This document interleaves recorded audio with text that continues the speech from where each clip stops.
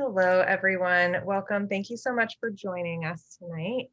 We are here for our first ever reading group to discuss the Serviceberry article by Robin Wall Kimmerer, an essay on the economy of abundance. We're so excited to have you and to talk about this topic. Spring is springing. We're seeing life coming back to the earth, but we're not yet really in the full flush of the growing season. So we do have some time to still think and reflect and think about some of these like bigger picture questions that we don't usually get to think about as much when we're deep in the dirt and doing our harvesting for the season. Just as like some framing and introduction, when I started Hope's Harvest in 2018, I was thinking really practically about filling a need in the state for something really tangible, for more fresh, healthy food for people experiencing food insecurity. And for those of you who don't know, haven't ever seen me in the field before, my name is Ava. I'm the founder and the director of Hope's Harvest. And so I do think really practically, and I like to think about operations and logistics, and that's a big part of what we do. But if any of you have ever been out in a carrot field with me, you also know that I'm extremely excited to jump into sort of the philosophy and the food systems theory behind what we're doing and why this has sort of a deeper connotation beyond just picking vegetables. Like, what does this mean in terms of the complexities of our culture and society, why people have to experience hunger in the first place, and what we're doing to address some of those larger issues as well. So I do think that Hope's Harvest addresses those larger issues, and the essence of how and why is really articulated in the article that we're going to discuss today. In some ways, food is really straightforward. It's calories. It keeps your body moving and functioning. We all understand like the biological importance of food, but it's also so much more than that. It's life, it's relationship, it's pleasure, it's generosity, systems, workers, health, politics, heritage, culture, wealth. There are so many different things that food touches on. So I'm grateful to just have some time and space to share this with you all and take a moment to reflect and ground our work at Hope's Harvest in some principles and ideas that, again, allow our hands to stay in the dirt, but our minds can sort of dream and grow together. And I also want to thank our team, Merle and Molly Rose, for their work on putting this event together. So Merle is our volunteer coordinator and does a lot to keep everybody engaged and thinking about our work throughout the season. So thank you, Merle. And Merle will also be able to like respond in the chat to things, and please don't forget that that's there. So next up, I want to acknowledge that we operate on the traditional, ancestral, and contemporary lands of the Narragansett, Nipmuc, Niantic, Wampanoag, and Manistee indigenous peoples. This stolen land was cared for and called home by many more indigenous tribes from time immemorial, now since gone. Native peoples then and now cultivated the land and animals in symbiosis, living in partnership with the natural world in a fundamentally sustainable way that we could really learn a lot from, and we're trying to learn from this evening as we suffer from the effects of an industrialized global food system. And now more than ever, indigenous communities are suffering the effects of food insecurity, a byproduct of an industrialized food system and colonialist state, which has limited their access to traditional resources and knowledge that have been cultivated for thousands of years. Increased access to quality food, self-determination, and food sovereignty for these communities has never been more important, and they are taking a stand, as they always have, for the earth and their traditional relationship with the land and abundance it provides. So we just have a lot of respect for those communities and want to make sure that that's noted and clear as we enter into this conversation. So this is new for us, an open discussion facilitated. We haven't done this before, and many of you have probably been part of lots of online Zoom meetings and lots of different types of facilitated conversations. Often there are some guidelines, and these are my favorite ones just for us to keep in mind as we're discussing these things together, which are really powerful, really often draw people's heart into the conversation. We all identify with these issues a lot. So we just ask that everyone be respectful of yourself and each other. speak from your own experience. So don't try to speak for others, individuals or groups of people, but really try to center what your comments and how we're engaging with this from where we're coming from. The concept of taking space and making space means that we want to just make sure that everyone who wants to be heard can be heard, which means that if you have something to share that can enrich the discussion, please absolutely do that. And don't forget to make space for people who haven't spoken yet, or for people who are consistently not given space in our broader culture and society and don't often get to speak. You can also participate in the chat if you're not comfortable speaking in front of the whole group, and that's something to keep an eye on. And I found I really actually sort of wish that I had a chat in meetings my whole life, because it's nice to be able to just express that little high five or that resonance that you have with something that somebody's saying. So please definitely take advantage of that. And if you're an introvert and you don't feel like talking out loud, that's such a great tool. I think it's really great for folks. So I just wanted to take a minute to do some introductions, since this is not really a presentation, right? We're trying to engage with each other and sort of the relationships that we're talking about. So I'd love it if we could just get to know each other and kind of go around and say our name, our preferred pronouns, and then as a quick icebreaker, just your favorite sign of spring, really super, super quick, not like an essay about like why you love the birds coming back, but just like one thing that you really appreciate about spring. And then if you want to, you can talk about what type of berry you used in your cocktail, since it is happy hour, cocktail hour. So I'm going to stop sharing, and hopefully it's just going to automatically turn this into a gallery view, but folks can also make sure that they're able to see everybody who's attending. Hi, welcome everybody. And if you're not sharing a video, totally fine, but it's also really lovely to get to see your face, since we're all trying to like hang out. Okay, so I will start. My name is Ava. And my pronouns are she, her. And my favorite sign of spring is that I have spinach coming up in my raised bed. It is so exciting, the teeny tiny little spinach sprouts, and I'm going to eat them all. And I have an elderberry cocktail, which is with elderberry syrup from Pharmacy Herbs, which is like my favorite local apothecary. If folks don't know about it, I highly recommend it. And I love to mix like elderberry syrup with all kinds of other tasty things. And I will pass it off to Lisa. Hi, Lisa Siebert, mother to Molly. So my pronouns are she, her. And my favorite sign of spring is the first bulb coming through.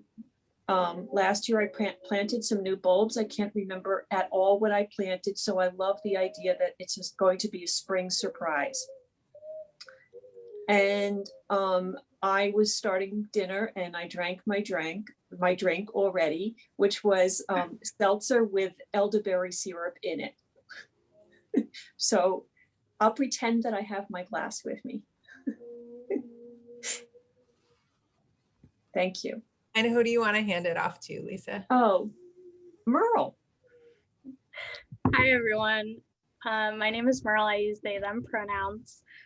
My favorite sign of spring is the sun coming out earlier in the morning. I like to wake up really early, so it's really nice when the sun comes out as early as I do.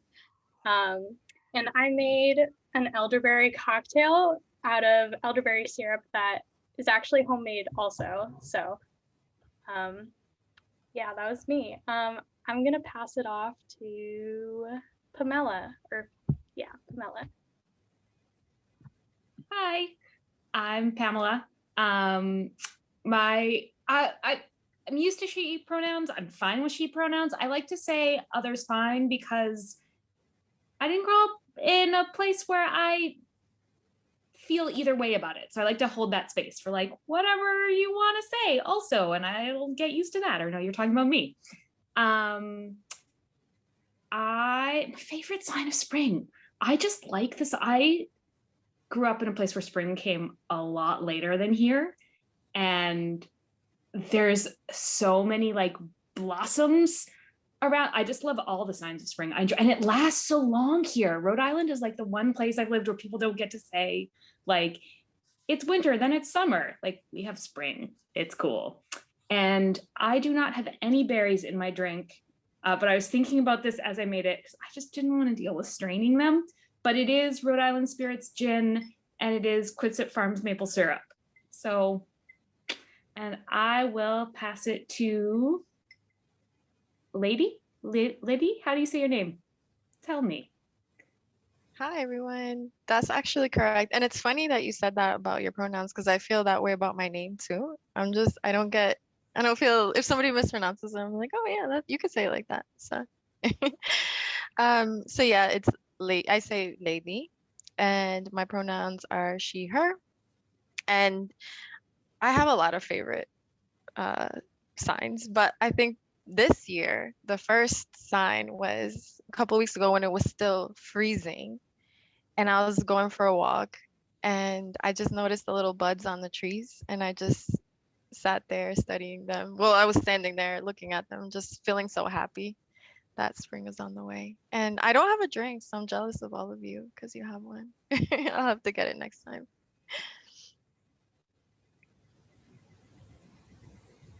Oh, I have to pass it on to someone. So Sarah? Hi, yeah, I'm Sarah. I don't have a drink either, but I did have a berry smoothie today, so I'm gonna just dream of that a little bit. My favorite sign of spring is the smell in the air. That is like my first sign to me before anything actually starts blooming. When it gets warm and the air feels different, it's really nice. And my pronouns are she and her. Yeah. Is there another question actually? All right, great. I'll pass it on to Melinda. Hi, I'm Melinda. My pronouns are she and her. I don't have a fancy drink either. I have a glass of water. And my favorite, okay, there's lots of things I like about spring. Yesterday out walking, it got warm enough so you could take your coat off and tie it around your waist, and just to feel the warm sun felt really great. And maybe we can hear from Elizabeth. Is that? So pass it over to Elizabeth.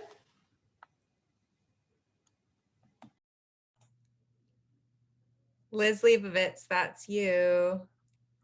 You're muted. It's okay. So my dogs are on the neighborhood watch and they're really bad. Hey guys. Shh, shh. I love the tree buds also. And then the other thing this year was that moment when the grass and other things in the landscape just changed and suddenly were green when they weren't green. I don't know when that happened exactly. It was a few weeks ago for me that I noticed it. And so that would be it. She or ma'am or sir, anything respectful is fine. And I think that's it. No cocktail yet. I will need one. Oh, and I'm really just thrilled to join this because I've been listening to Robin Wall Kimmerer in the car. And so I'd love to hear other people's thoughts on her musings. Is there anyone left? Is there anyone left to introduce themselves? Okay. Sandra, why don't you go since you got your hand up? So I'm Sandra, nice to see everyone. Pronouns are she and her. My favorite spring signal is I sleep the year round with the bedroom window like full open. I like that. And so just to hear the birds get louder and louder and louder and crazier every morning when I wake up at 5:30 is just phenomenal. It makes my whole day to hear that. Some people call it a racket, a chorus, a symphony. So that's what I love. And I finished a drink with a berry, but it happened to be coffee, right? Coffee is a berry. So so that was my berry, and I'm not opposed to elderberry. I'm excited to be introduced to that and anxious to drink some. So thanks for everybody here being here. I'm happy to be here. Molly? Hello, my name is Molly Rose, she, her pronouns, and I have also an elderberry cocktail from Pharmacy Herbs. Thank you, Ava, for introducing me to that. And it's mixed with some raspberry seltzer, so I'm like excited about raspberries happening soon, not hidden in seltzer. And anyone who will listen to me talk about how much fun it was to clean up my backyard the other day, boy, my neighbor taught me how to prune trees. Turns out that's my new favorite thing about spring. I had so much fun with the clippers. And yeah, I'm really excited to be here. And thanks. Back to Ava, I guess. All right. What a nice group. And I feel like it's really nice that it's small too. We had about 38 people signed up ahead of time. And I feel like I also sign up for things and then I'm like, oh, I can't. So, but I feel like this is a nice crew. And I was a little nervous about trying to like facilitate a conversation with 38 people. So this actually feels like a really manageable group of folks. So yeah, I'm going to share my screen again. Merle made these beautiful slides with some art from the article itself, and but I want to start us off with some guiding questions about the piece, and I think they're really super broad and sort of broad on purpose. So just wanted to hear from folks, like what themes resonate with you? Or how can we bring the ethics of reciprocity to our communities, sort of generally speaking? And then also, how does all of this relate to the work of Hope's Harvest? You know, obviously, there's many parallels in many ways that I can see that it relates, but I think that's sort of the meat of the conversation is like, how is this manifesting in the work that we're doing here? And we can unmute you, you can unmute yourself.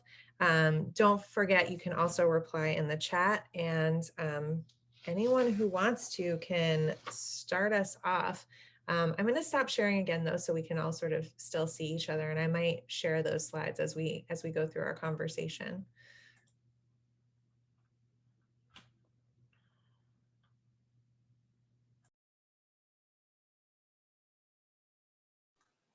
Does anybody feel like they're in senior seminar in like a college class right now, and you're like, well, I kind of did the reading, but like, Sandra, go. Yeah, so I really loved her whole discussion of the gift economy. You know, I thought that was profound and just so interesting. I'm in the business of like giving, you know, gift boxes. So when I think about giving and the profound nature of the gift, and then I think about equating that with the economy, you know, it seems like the idea seems like so oppositional to us just because of the way we think about economies. But I really enjoyed that, really found that, you know, very illuminating and provocative.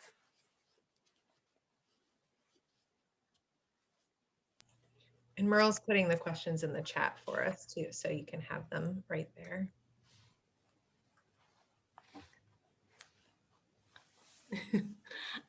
I was a little surprised at the beginning of her reading that the definitions of economics or economies mentioned loss, the scarcity. And I thought, wow, that's really interesting that if we think in terms of economy, it's sort of everybody fighting for something that's so scarce and rare, and we have to be, you know, elbowing other folks out of something that's rare, when in fact it's really not so, it's not so rare. There's abundance, or at least enoughness.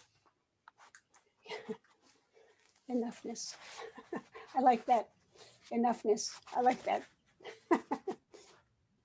Yeah, that's a great word. And I feel like kind of tying into, you know, how it relates to our work with Hope's Harvest, I feel like when you've been out in the field with us gleaning, oftentimes people are shocked at how much food that even we leave behind. And we find that like our volunteers are sometimes like, but we want to take everything and there's so much and like we can't even get all of it. And you realize like yeah, there is so much abundance and there's so much like fullness. And when, and it's really a distribution problem. It's a labor problem. It's not like there isn't enough for everybody. It's logistics, right? So I think one of the first things that jumped out at me was like right at the very beginning where she said, you know, she's taking this handful of berries and she's like, I haven't worked for this. I haven't earned it. It's just here, right? I thought that was really beautiful.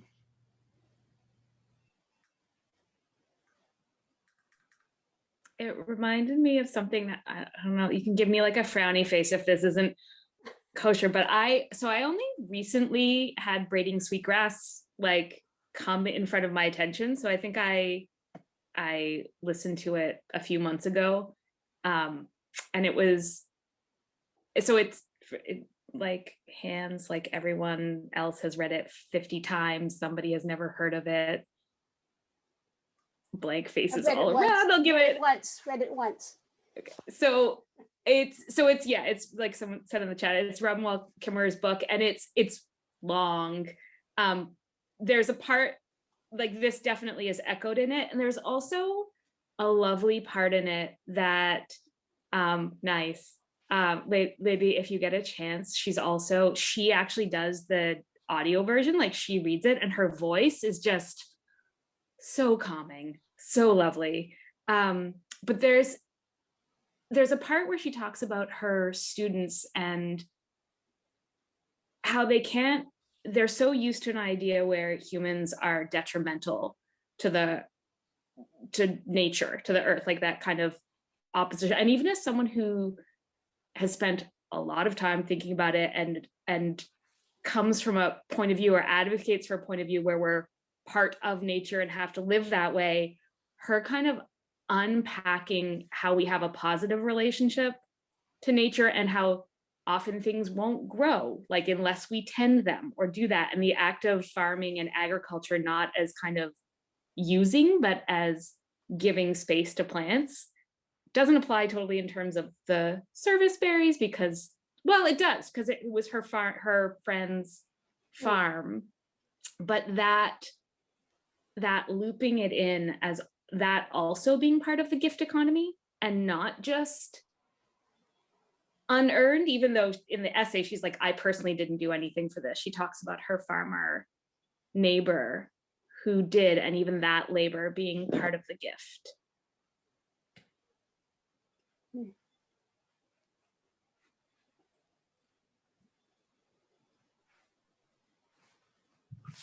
Can I go next?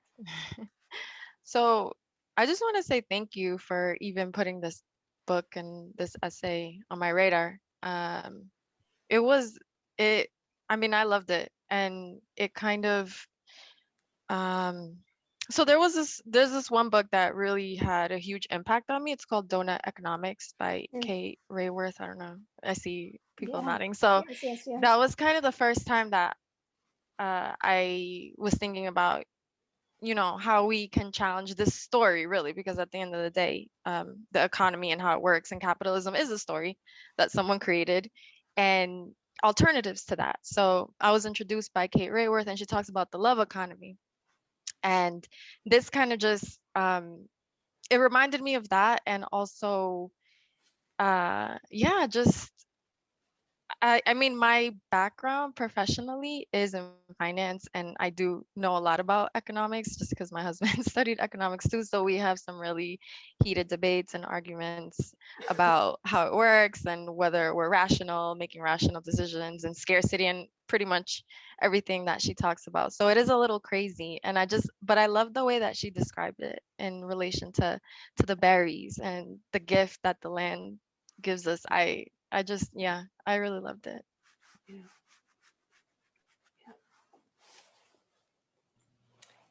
Yeah. How many of us have gotten into fights with economists? Raise your hand.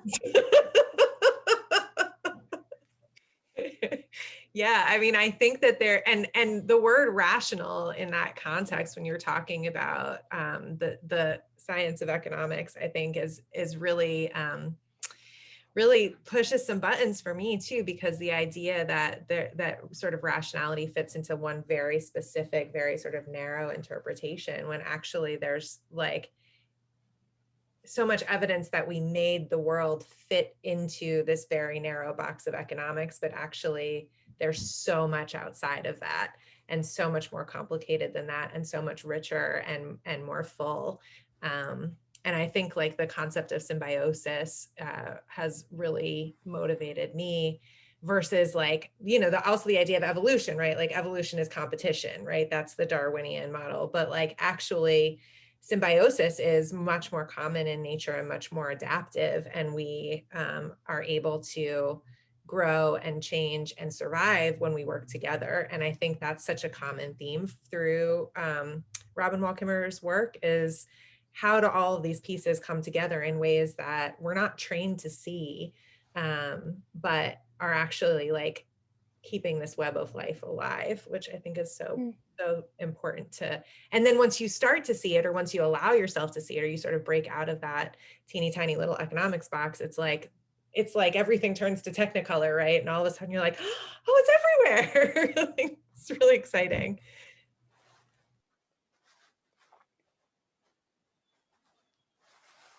Yes.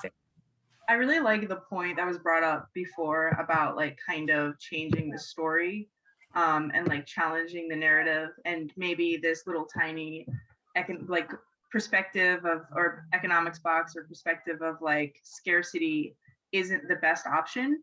And I think that the one point that really stuck with me is how she talks about the giving economy, and like a gift, like when an item is a gift, inherently you add value to it. And she has that example, that wonderful example of like a hat you buy at like Kmart. I was thinking like something cheap just to keep you warm, versus something that you have a relationship with, and that really adds, like there's another dimension to just like your life in that way. And I think that adding that back into the economy through the giving and like the reciprocity of it all, I think that speaks to like kind of like what's at stake, and like not even just what's at stake, but what's to gain in this new perspective, and challenging this narrative.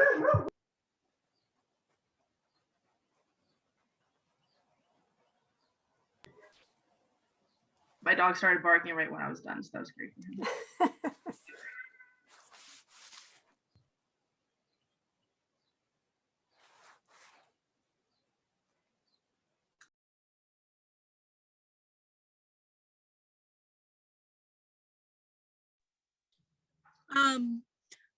One idea that dovetails really nicely with Robin Wall Kimmerer's philosophy is this framework of thinking of it a circular economy.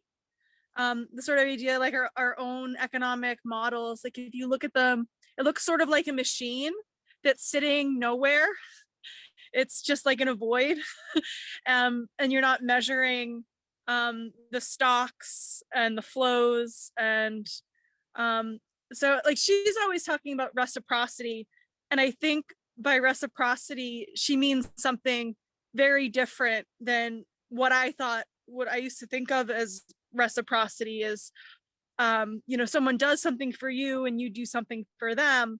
But I think that she means something a lot broader, that, you know, the reciprocity is to really anyone in the community, that it's not transactional, that, you know, you're given a gift and you offer a gift, but it's not an exchange in the same way as it is as a transaction. It's just to kind of keep the reciprocity going.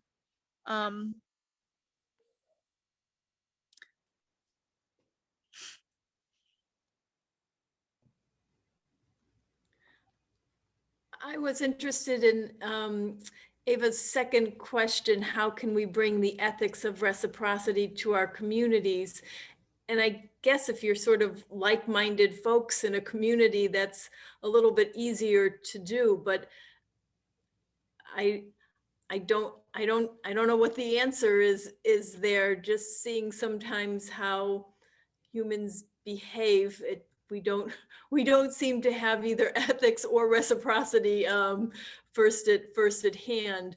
I guess I because we've been in this pandemic for over a year, that's sort of what I've been thinking about a lot. And I guess we have seen, some examples of people reaching out to others without any, not in a transactional tit for tat kind of a way, but just helping neighbors. But there's also been a lot of instances where people, won't share the air, won't share the space, won't do something to protect their neighbors. So I don't know. I'm curious to see what other folks think about that second question. How can we bring the ethics of reciprocity to our communities? Yeah, I feel very similarly as you do, Melinda. I was thinking a lot about we're going to be like this for a long time. That the change isn't going to happen very quickly, but how is it going to look when we emerge again, and how are people going to behave? And we are seeing some really good things, and then we're seeing some things that where people are feeling raw, and so there's an I don't know, but I think also for people who are recognizing their high moral values, that this is the chance to start somehow doing something. But I don't know what that is. But I think that because we've been so sequestered, me personally, I don't know what's really going on out there because I've missed so much. So I'm hoping that as that we can start to see things and become more involved and have more of a voice. Yeah. I think what I've found so interesting over the past, 10 or 15 years is so much, if I'm like in my 70s.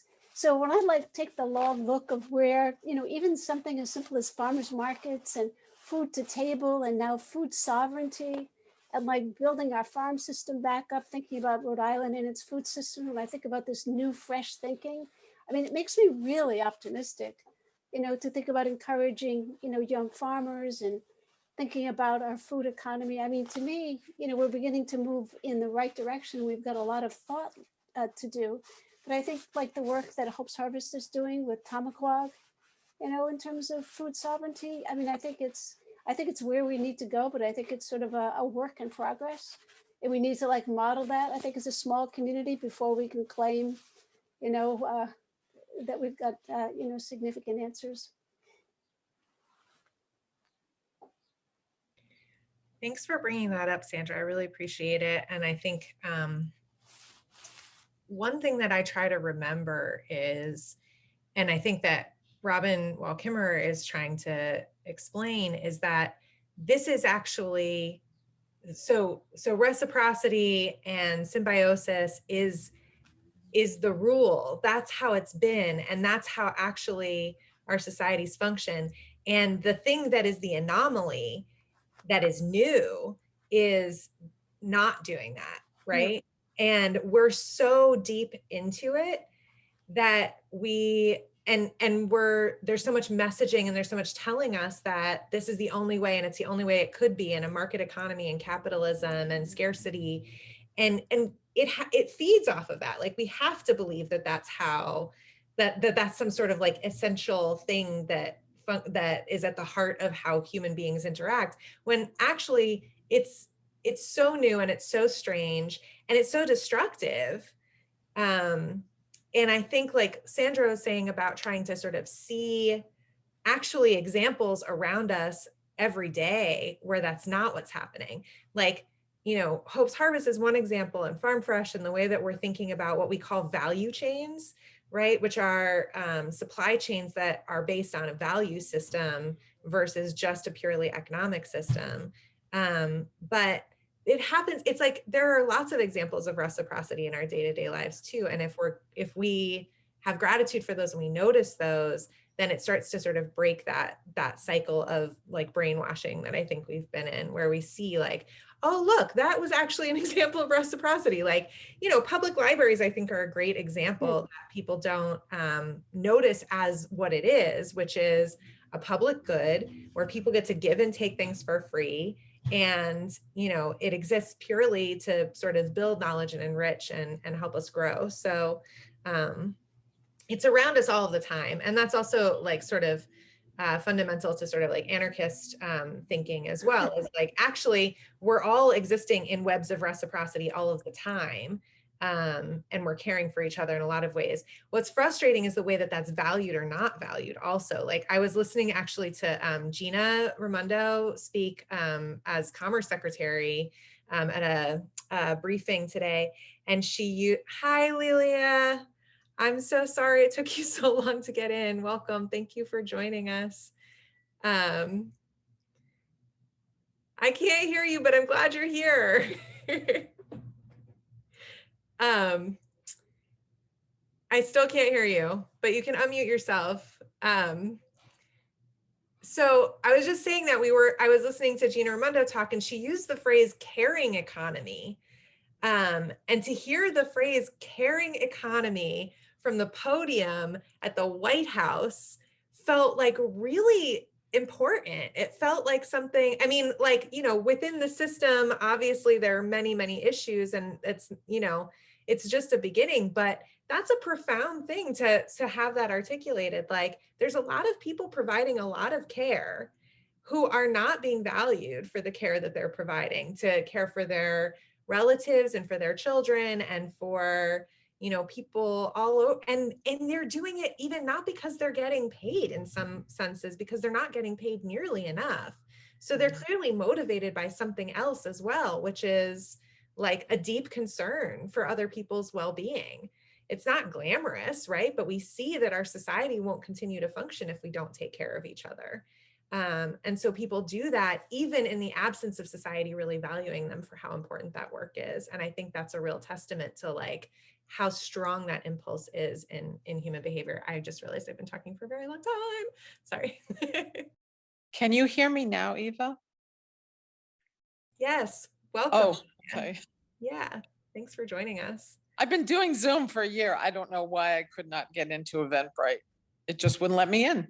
It kept telling me I had the wrong email address. Like, I only have one. So as we're just reflecting on some questions. I'm actually going to pull up one of Merle's slides because it's so beautiful, and I think it's a really important quote to pull out, and I don't want to lose it. So this idea that hoarding won't save us and all flourishing is mutual. I think about this a lot. I think about people sort of doing disaster preparedness and, you know, having food in their basement and things like that. And this idea that we could sort of exist as unique entities, somehow isolated from whatever sort of chaos or, you know, or destabilization that happens out in the world. And that's not really possible because of how. And would you want it? Would you want to be the only one left on Earth? Totally. So I'm gonna now unshare the screen so that we can see each other again. Yeah, so Lilia, we're just sort of popcorn taking turns talking. Okay. I don't know how to see everybody on my iPhone. I've never done a Zoom on my iPhone, so I can only see you, Eva, and me when I don't need to see me. Hi. That's all right. You're doing great. I think you can swipe to see other people if you want. So Sandra said, it reminds me of that quotation, if you have more than you need, build a bigger table, not a taller wall.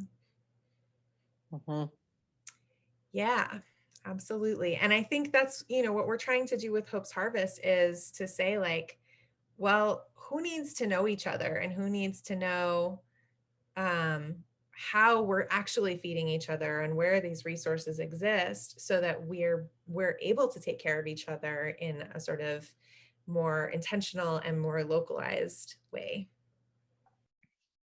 Well, I just want to say that I think the thing that I mean, I read Robin, Wall Kimmerer years and years ago with Braden Sweetgrass, but this concept of scarcity is what I think the modern world is largely based on, certainly the white world. And if we could think in terms of there's enough for everybody, it's an issue of distribution. We can stop panicking about there won't be enough for me. Just a thought. Yeah, that is very aligned with what we've been talking about. Yeah, for sure. It's really, that's the core of it. You nailed it. I think it's also something that it's something I wanted to hear more of in the essay. I don't know if it would have worked against it to be there, but the thing I've thought around giving and the idea of enough and the idea of the story of scarcity in our society is giving and providing for others is also the only way we ever have enough. That operating on a model of I have to stockpile for if is not unsensible, right? It's also it's what not only is it like it's an okay assumption to make. It has very negative consequences in the way we've seen it enacted. I don't know if there's a way to do it without those negative consequences. But from itself, like I don't feel the need to vilify someone who lives that way. But the way we see it played out, I think like the ultimate iteration of it is the latest, the last 5-10 years of climate change and security worries among billionaires, right? Where you have people literally hired to consult about how do they have their private island. We're talking obviously very, very elite, right? The most extreme example, but sometimes those are illustrative and not just ridiculous. And they have their security teams. And the question is, if the economy actually collapses and the world doesn't operate on money anymore, how do I get my security team to protect me and not just use the bunker for themselves, right? Ultimate illustration of you can never have enough. But by donating, by giving, by saying, I can spare this, you're also sending a message to yourself that I have enough for right now. And for me, to anyone who isn't in that headspace, I feel like that's the most persuasive argument. It's also sometimes the hardest to get without doing it, but it's the way. Like without the equivalent of Hope's Harvest or Hope's Harvest itself, without giving a gift to our friend, if you operated from a place of I can't give a birthday present because I'm not sure I have enough for my retirement, probably true for a lot of people, but you also make yourself feel that all the time, as opposed to feeling I can do that and I can get back.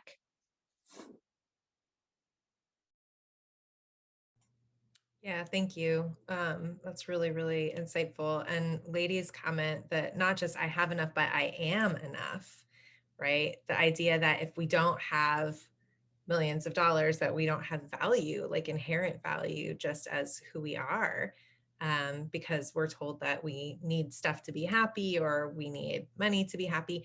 Now, like realistically, there are some things that we need. Like I need to eat food. It's really important. And I need a house and people do need that. But yeah, I think it's a really good point. I was going to add a little personal a story that I used to work with a lot of college students and talk to them about what they were thinking about with their major career. And so often the first thing out of their mouths is, I need to have a career where I'm going to make a lot of money. And so, for me I always wanted to have the conversation with them about what that meant and to talk to them about who they were as a human being and to look at it more holistically. And it was a really eye-opening experience for me, but also for them, because that's all they knew was, I need to make a lot of money. And, you know, so changing that story, I think, is really important. Yeah, so I just shared another slide with a really great quote that Merle had pulled out, which is the gift builds relationship. And that's always a good thing. That's what we really produce here, relationship with each other and with the farm. And that's the farmer that Robin Wall Kimmerer knows, who is growing the serviceberries and giving them away, right? And it's interesting sort of thinking about those students and thinking about how I've been successful in my career, right, has been through relationships and through building relationships with people who have a similar ethic of care and a similar set of values, and watching how we sort of grow together or how we make an impact together has been really powerful. And so what are some ways that, like, for example, Hope's Harvest, like bringing it back, one of the things that we try to do is to build relationship between the volunteers and the farms and the agencies, and sort of bring these three groups together so that they can like understand, have respect for, engage with, and like get connected in a way that they wouldn't have otherwise. So, you know, perhaps then we're more, have more gratitude for the work that farms do, have more appreciation for how much work the agencies do to keep people fed, and sort of draw people who wouldn't otherwise be exposed to that or really understand it in a tangible way to create those connections.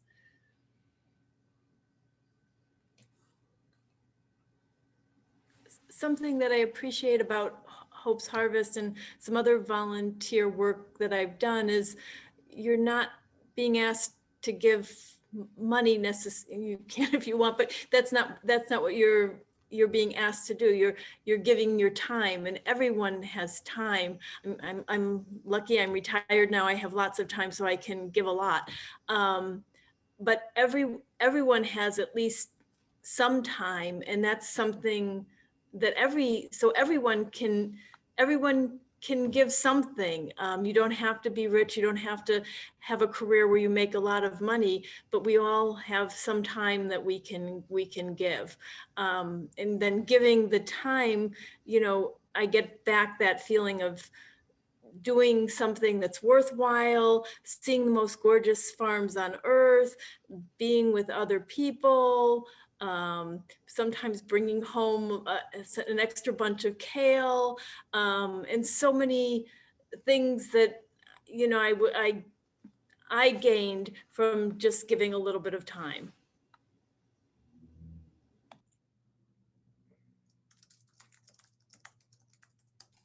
I think it's so cool to hear volunteers talk about gaining things, right? It's a giving activity, but we also gain so much, and it just really makes me think about all of the foundational education that goes along with this kind of work.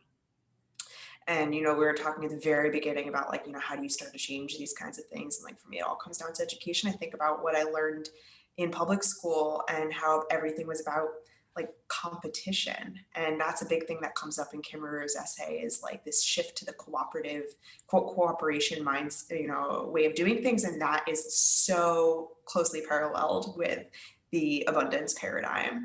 And so I just like wonder if, like, can we like restructure everything to be less emphasis on competition and more on cooperation, because like that is the essence of this essay to me. You know, when I tell people, I was telling a friend of mine I was going to go pick tomatoes, so she told her husband, Sandra's going to go pick tomatoes, and the husband said, "Is she an immigrant?" It's like, I mean, really. So, you know, we straightened him out and talked to him about the great gift of being able to go to a farm, you know, and harvest the food that was on this beautiful farm, and feel, as Melinda just said, that you're part of the system of, you know, feeding people fresh food, that incredible gift that you get to be part of that. It was just amazing, you know, as if picking food is, you know, somehow not worthy of, I don't know. It was just an amazing comment. Well, the reason why people think that way is because that's labor that's not valued in our culture. And when you see what farm workers are getting paid for the work that they do, and I think that's a big part of what we do as well, is bring people out into a field and give them a small taste of what that's actually like. Yes. And it's brutal and it's hard out there and it's hot and it's skilled. And I think I follow the United Farm Workers on Twitter, and they post these incredible videos of farm workers harvesting different types of products, and the way that they use their knives and the way that they, pick things so quickly, and they just have such immense speed and strength, and and they are getting paid nothing. Nothing. Yeah. Did And anybody read the article on the cherry pickers? It was in the New York Times Magazine, I think at the end of last summer. And it just broke my heart, because when they interviewed the people, one of the mothers said, "We just hope people know we're out here." And they were talking about how perfect the cherries have to be, particularly the ones that are called Mount Rainier. I guess they're yellow. And that if they have the tiniest bit of whatever on them, they will ruin the entire batch. And so it's really particular and high exhaustion work, and they get paid a pittance, but they all felt really proud of what they were doing. It was a fascinating article. And I just thought, yeah, we don't come in touch with people anymore, I think, in our lives. And I am so grateful to you, Eva, for starting this program and for my having found it and getting to do it. I've gotten way more than I've ever given. I don't know that I've given anything, but I mean, I've just absolutely so grateful. And, opportunities to feel grateful they're not as easy to come by as they used to be. thank you, Lilia. I appreciate that. It's hard for me to accept gratitude. I don't know if anybody else has that problem. Did the right thing. You just said thank you. Yeah, I know, right?